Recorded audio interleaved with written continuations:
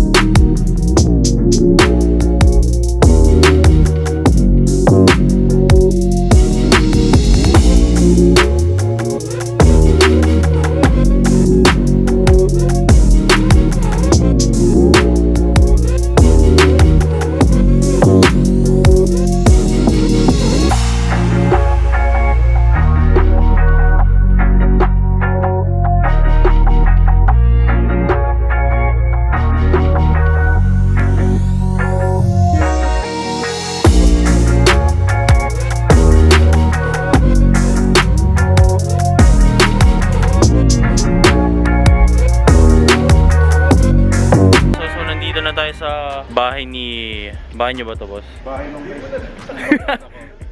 Bahay ni Secret. Bahay ni Secret. Okay, so dito tayo ngayon guys. So i-review natin yung Lancer box type ni Sir John, no? So tingnan natin guys. So makikita nyo napakagandang color. So we'll let Sir John talk about his car muna, no? So game, wala natin guys. Sir John, no? Sir. Hi, hello. Good afternoon po, sir, no? Okay. Thank you sa pagpapakita sa amin ng box type nyo, okay? Ano bang model to? Ang nasa registro niya 87 pala. Tinignan ko 87 1987 GT. Ilan ba variants ng box type? Meron, ang local lumabas tatlo lang naman eh. Okay. SL, GSR, tapos yung GT. Tapos ito ang GT. Sa Japan, siyempre may EX Turbo, ganyan. Pero dito hindi naman lumabas yung EX Turbo.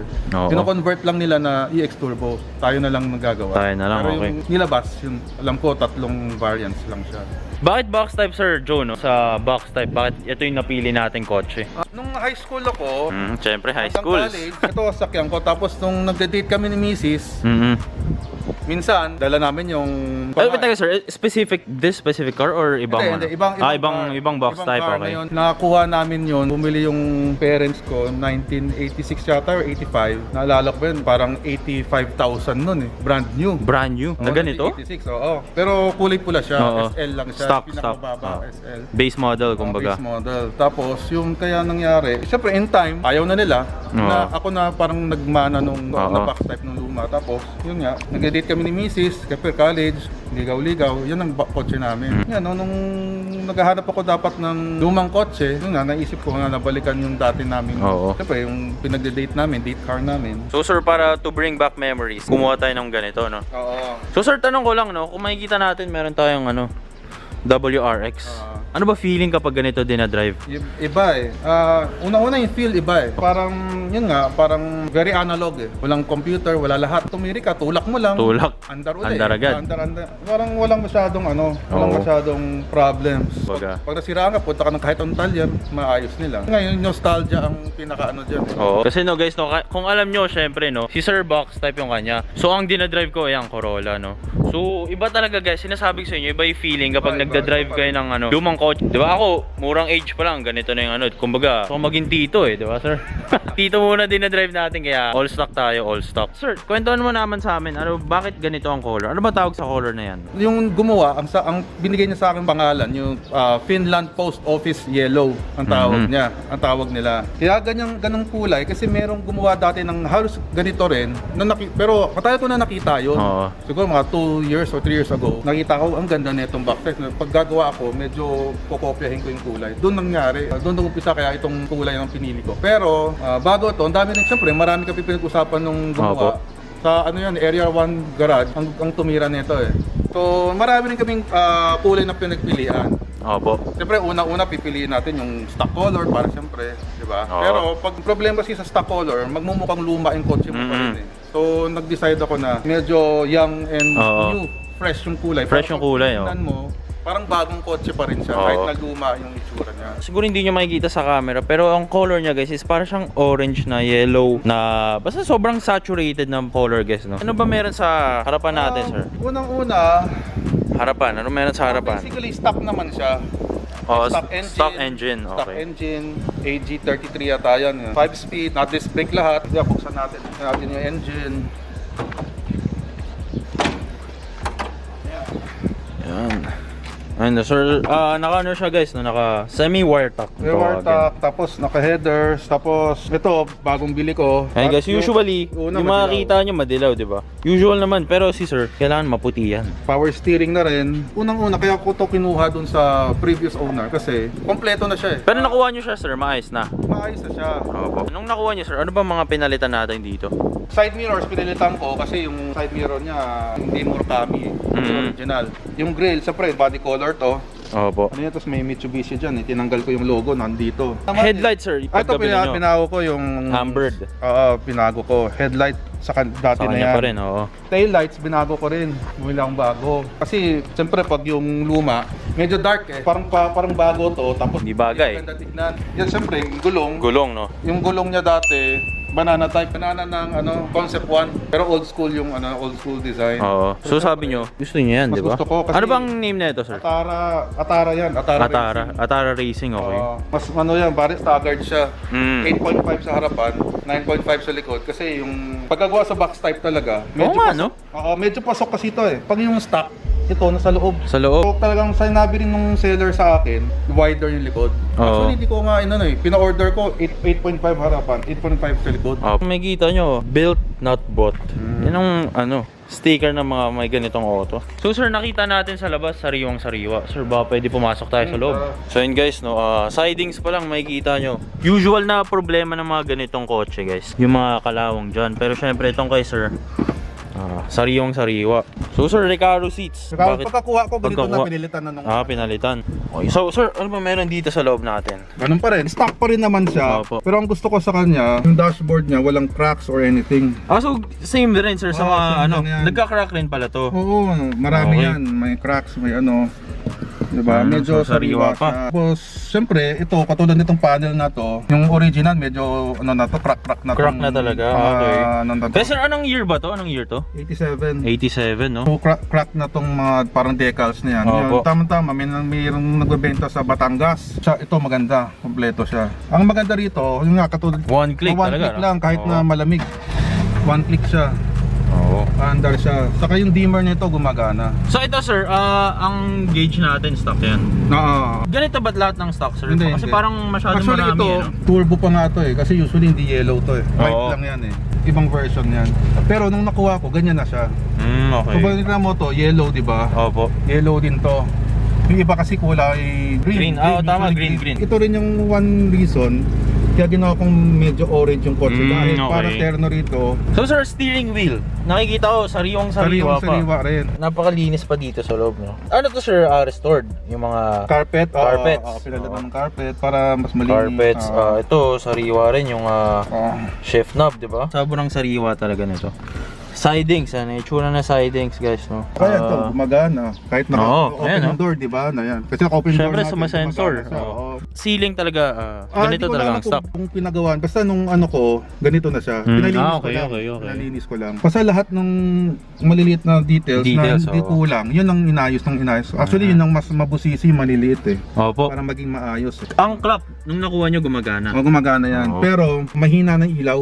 Dati, Oo. nung pag may araw, di mo na makita eh, panggabi lang. Ngayon, Ito yung tsura kapag naka-on. Dati wala talaga. Aircon sir, kamusta? aircon okay naman, malamig naman. Siyempre, hindi pa rin comparable sa modern cars. modern cars eh. Ang magandang aircon nito, pag kuwarit, tatlo na tayo, apat. Oo. Sa likod, wala nang lamig eh. Oo. Pero pag dalawa tayo, pwede pa. Pwede, oo. Pero usually ako lang ang mag-isa nito eh. Yan, malamig na. Oo. Di ba? Yan, Oo nga, malamig guys, malamig siya. malamig na siya. Siyempre, nung kinuha ko, chinik ko aircon, Oo. malamig naman. Kaya yan ang usually problema ng lumang kotse, Oo, alam mo yan. aircon, aircon talaga. Konting tawad, Konting buti ano. mabait na rin. Oo. Mabait din naman yung ano.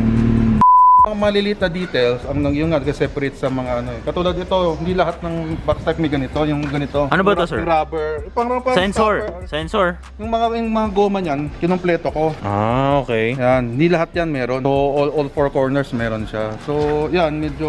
Sa likod, ano ba mapapakita sir? Wala, kasi ka, walang Ano talaga radyo siya, eh. no? Oo. Oh, sir, bakit pala walang radyo? Wala siyang radyo kasi walang butas lahat, mga panels. Pati itong backboard sa likod, kung makikita natin. Ah, so basically, wala Yan, talagang radyo ang... Diba? Ang ano, Sariwa box type. siya eh. Oo, yung siyempre pag yung pinakamababang model, wala. Ito wala. So kaya di ko na actually pinag-isipan ko nung matagal yan. Kasi syempre magbubutas eh, no? Oo, ngayon, kaya ayaw ko na magbuta. Kaya ngayon, pag nag-drive ako, dinadrive ko to, nagdadala ng Bluetooth speaker. Okay. Sa phone na lang, Oo. pwede naman. So okay naman, kasi maliit lang naman. Sa likod sir, sa ano, spoilers. Wala, itong spoiler, siyempre medyo wala ka na makukuha ganito eh. Na talagang sobrang... Ah, hindi pala to, ano? Ano yan, rubber Rubber yan. pala to. Oo. Akala ko para siyang ano, Hindi, yung parang iba- ganito eh. Hindi, yung iba kasi wala nang mabilang ganito eh. Okay. Itong goma. Ito ginagawa na fiber.